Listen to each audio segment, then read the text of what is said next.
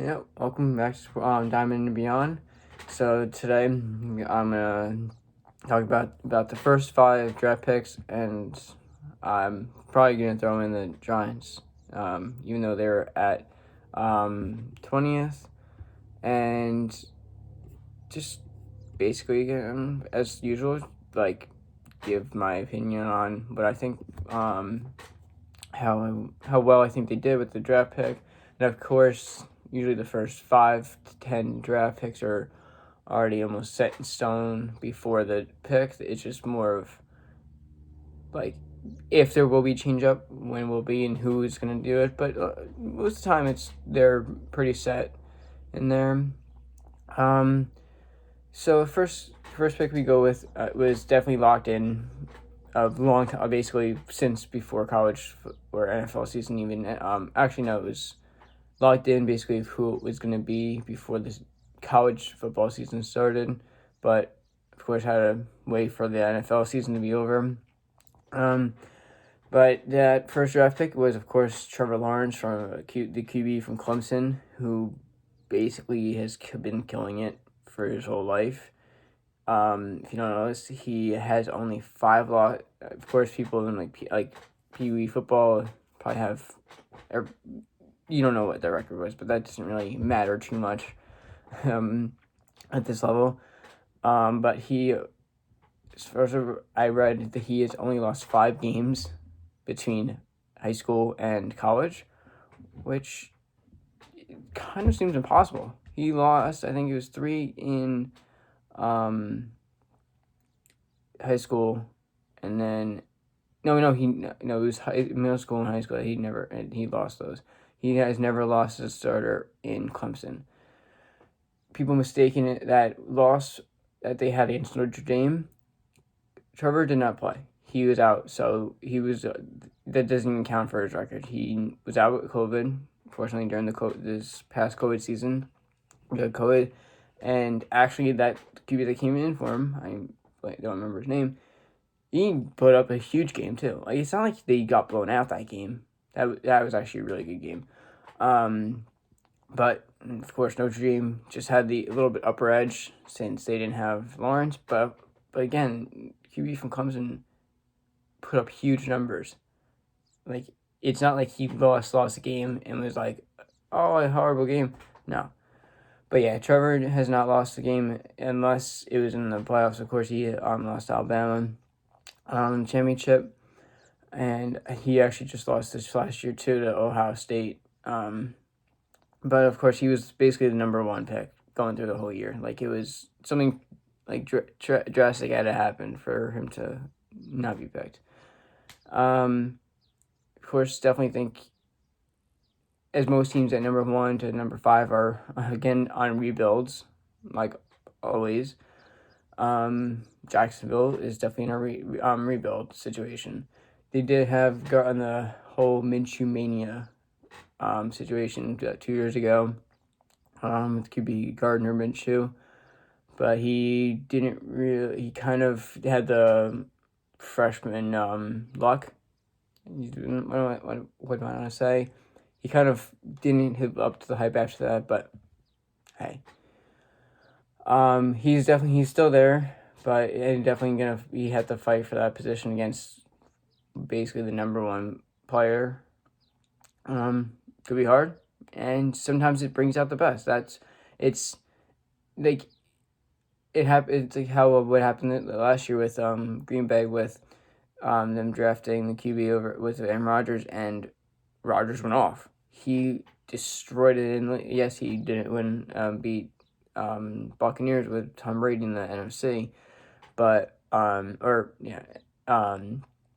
AFC. Oh, yeah, sorry, NFC. He came from the AFC. Hey, maybe this will light a little fire under Minshew, and and does what I don't know about MVP level numbers, but they could come up and they can have another Minshew mania down in Jacksonville. Never know. It's a big deal. Of course, they're putting. I forgot the number, but it was like, I think it was like $30 million over 4 years or 3 years or whatever. Like, you're the number one draft pick, and you literally are signing. You are becoming a multimillionaire right there on the spot by making that, doing that. Like, you kind of it. That's why it's crazy. Like, they're putting so much money into these people so early, like, and they are just can just bust immediately. Like, oh, of course you give for rookie the couple, like, a year or two, maybe 3 years, depending on the team. It's just you're putting so much money into these people. Next, we got the Jets, who, of course, had to go and win that game against, I don't remember who it was, but they won the game, and they were going for first draft pick over the Jaguars, won it, and go, you don't want that first draft pick, you guys can take it, we'll win. Like, of course, there have been teams that have gotten fined for tanking, but when you're Jaguars and Jets, your season is, like, after a while, tanking, like, already by itself. Like, you don't have to kind of try. Of course, they fired Adam Gase, who, if you don't know, they had before, like, the Jets games. I don't know if they showed it anywhere else, but of course here in New York they were doing definitely New York shows, and they had the Adam Gase show where he would talk about, like, how he defended against players, coaches, teams, and had his offense. And I'm like, you're having a show with Adam Gase? Like, what? How do you, like, explain that you're gonna make a show like that with the guy is gonna potentially get fired this year because of how not great he is at coaching? I just saw that and I was in pure shock. I was like, that is not true, and it was, and I don't really think I learned anything from it, mainly because I of course, they know football. Like, I'm not gonna get that. I can't, like, take that away from them. Like, they know football more than me. Like, I only know, like, the very, like, I know a good amount to would get by, but I don't know, like, the ins and outs, like, all, like, the roots, like he was like, oh, like, they're doing this kind of. I was like, all right, cool. Like, I'm learning different roots, but of course, I don't know, like, the inside and outs of everything. But whatever.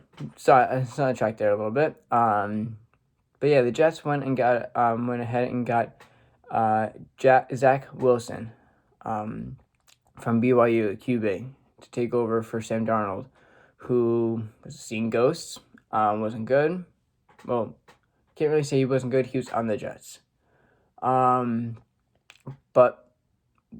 like, so for some that's what caught me off when he goes, "I'm seeing ghosts." How do you explain that? Like, it makes you, like, when you it's like an injury. It is an injury. It's like an injury of your head when you, like, oh, like, he had a torn ACL or whatever a year ago. He should come back. Sometimes the players are gonna go and aim for that part of your body to get you hurt and take you out of the game. He was taking himself out of the game when he was saying, "I'm seeing ghosts on the field." Like, you are already mentally so out of it, you can't even, like, focus on seeing where the players, like, some guy's coming. Oh my God, like, there's a guy, like, right here in front of me. The guy is, like, 10 feet away, like 15 feet away. You got time, bro. A little bit. They run fast. You got, a little bit of time, but you know what I mean. So maybe this guy, Zach Wilson from BYU, QB, going number 2 to Jets, might be a little bit might be somewhat of a turnaround for them. Only got these are wait and see moments right now. And yeah, it's really, like, the Jets are, like, me. I have a lot of Jets friends, Jet fan friends, and, like, we fuck with each other because, of course, the Giants haven't been great, but they have had a little bit more steady success, I guess, in a way. But hey, we all message each other about that. Like, oh, like you're a Jets fan, like okay, you're gonna you're already like top 2 draft pick, top 1 draft pick, like we have a chance to get to playoffs, like blah blah, and then like they come back like, oh, all your bad players, your only good time was with early Eli, but whatever. Just gotta wait to see what happens with the Jets and Zach Wilson. Could be. Next one is Trey Lance with San Francisco 49ers, who actually got this is a crazy switch up here. They got this pick from the Dolphins, who got that through the Texans. So I think I think they did that like 2 minutes before they were gonna go on the clock, finish the clock, is when the Dolphins traded to 49ers. Because they went and, as usual, there's so many QBs that go in the draft. And also very early. This is the third QB in the they're 3 for 3 right now for QBs getting drafted. That's huge, and that's not really surprising. It's usually QB, like this year is probably going to be the guy from Oklahoma. Again, blanking on his name. But another QB. And this one is Trey Lance from North Dakota State University. God, how does anyone play up there? I think that's where actually Carson Wentz is from. Yeah, North Dakota State University was where. Let me take a little look. North Dakota. Yeah, this is exactly where Carson Wentz went. Again, it's crazy how people live up there. I think it's like, I think either right below or like a state below Canada. Which is crazy because I'm New York and I live in a state directly under Canada, but I'm hours and hours away. But like North Dakota is right, like a state away, and it's like it seems closer. But they do have 49ers do have Garoppolo there. This is not a team I'm so in tune with, I'm gonna say. I have, of course, over the years, I've been trying to watch as many games of sports as possible. Like today, of course, got the Yankees on, and we have many games going on today, as usual. So I definitely do, as this goes on, I will watch as many games as possible. It's just what I like to do. It's fun to watch. I don't really have too much to say about the 49ers, except for that I think they did this because Garoppolo was hurt last year, and it's more of like, I think I don't know, I'm not really sure who their backup is, but maybe Trey Lance could come in and be a little bit of supporting to the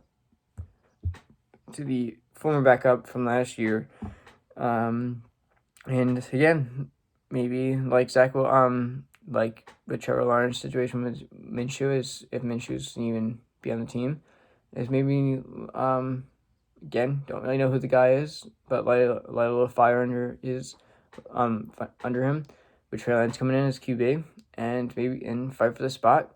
And these little fights can only not fights for general, but the fights can light a little fire under them and maybe have a turnaround season for the team. Next one is Kyle Pitts, who a tight end from Florida, going to the Atlanta Falcons, who just like 3 years ago, I think it was 3 years ago, the Falcons won the Super Bowl. It happens all the time. Like Denver Broncos, they went to the Super Bowl with Peyton Manning after 1 year. Peyton Manning retired. They really have not. They're not really who they used to be. Like in here, they were draft number 9 3 years later. Like you can just like, hey, Kyle Pitts could be the answer for them to get back to the Super Bowl, and it hasn't been a while. It's been 3 years. 3-year deficit, but they also did have the crazy 20-3 loss has been implanted in every kid that knows sports has had for the last couple of years with everything. They even do it with the NBA. NBA, they were down, Warriors down 3-1, up 3-1. Hey, and look, it's the Falcons out 23, which is ironically, I'm pretty sure, the same divided way, the same number, 3-1 times 3. I don't know. I'm not great at that. But it hasn't been that long since they've been in the Super Bowl. And you got, I think, Ryan is still there. Give him a new, younger, little target out there, and also defending, because if you know, tight ends are basically wide receiver linebackers, like offensive linebackers. You can fake out to them and they'll block for you like that. He's a big guy. Kyle Pitts is a big guy. He's not just a catcher. Definitely is a defender also. It's part of the tight end job. And number 5 is going to the Bengals with his man Joe Burrow, once he hopefully returns back from his very serious and very unfortunate injury that he suffered with his leg. I think it was everyone tore ACL last year. It was something with his leg. He broke something, pulled something. It was a serious injury. But you got his old running back, Ja'Marr Chase, wide receiver from LSU. I can definitely see some great things coming from this, because you already know how the player is on both sides of the ball. But of course, there's a difference of offensive strategy to the game with the coach. But hey, if you watch film, go, hey, this guy knows how he is. Let him go out there and play, like when they say let Russ cook. That'll probably be a situation with Burrow and Chase. Go out there, let Burrow cook. They definitely won the championship together, national championship, not this past year, the year before. But yeah, I'm gonna say let Burrow cook this year with Ja'Marr Chase. It could be it's gonna be a reunion, and that could be a great reunion for them. Have a little set off with them. Of course, the top 5 teams are, I think, besides the Falcons and sort of 49ers, those teams are always rebuilding. They're always somewhere in the top 10. And as I said before, I'm gonna go and do the New York Giants. Yes, they were at 20, but they did trade their pick to the Eagles, literally 40 seconds before they were gonna go on the clock. I get a second watching it. Traded to Eagles. I was like, are you kidding me? How is this gonna work out for us? I've learned from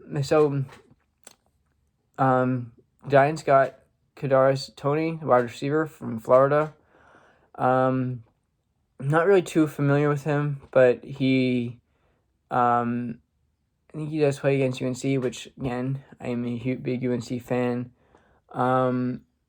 It could be a big it could be a big little, we wanted offensive linemen, but again, if you think that they did draft 3 offensive linemen last year in the draft. So everyone's like, oh, they need a offensive line.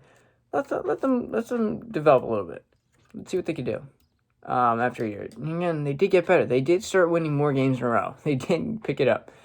And hopefully this year we don't have to depend on the Eagles to win or to tank their game in the middle, at the end of it.